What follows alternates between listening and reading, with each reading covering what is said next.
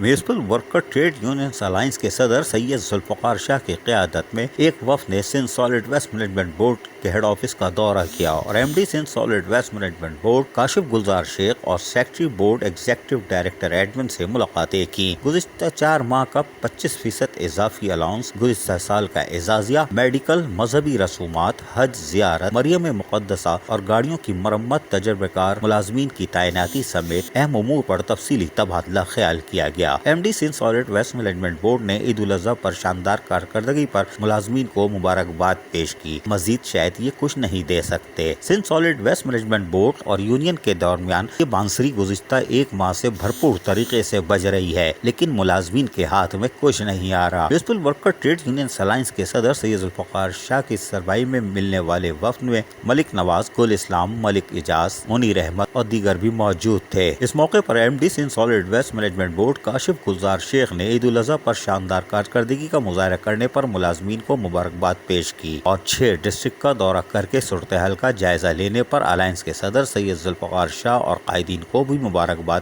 دے ڈالی۔ اس موقع پر سید ذوالفقار شاہ نے 4 ماہ کا 25% اضافی الاؤنس ادا کرنے، گزشتہ سال کا اعزازیہ، میڈیکل فراہمی، تجربہ کار ملازمین کی خالی اسامیوں پر تعیناتی سمیت اہم مسائل پر بات چیت ضرور کی، اور شاید انہوں نے سن بھی لی ہوگی کیونکہ ماسک کان پر نہیں لگا ہوا تھا۔ M D Sindh solid waste management board نے مطالبات سے اتفاق کرتے ہوئے متعلقہ افسران کو ہدایت جاری کر دی، جس پر افسران نے بھی گردن ہلا دی۔ ماضی میں بھی 4 دفعہ گردن ہلا چکے ہیں، حاصل ضرب کچھ نہیں۔ Sindh solid waste management board سے یونینز رہنما مستقل ملاقاتیں کر رہے ہیں، لیکن حاصل ضرب تو کچھ نہیں ہو رہا، اور غیر قانونی تارکین وطن اور چائلڈ لیبر کے قانون کی خلاف ورزی Sindh solid waste management board میں آج بھی جاری ہے، اور سرکاری مشینریوں کو تباہ کرنے کا عمل بھی رکا نہیں ہے۔ یہ ہے Sindh solid waste management board اور یونین کی بانسری۔ عزیز عارف، KBS بلدیاتی نیوز، کراچی۔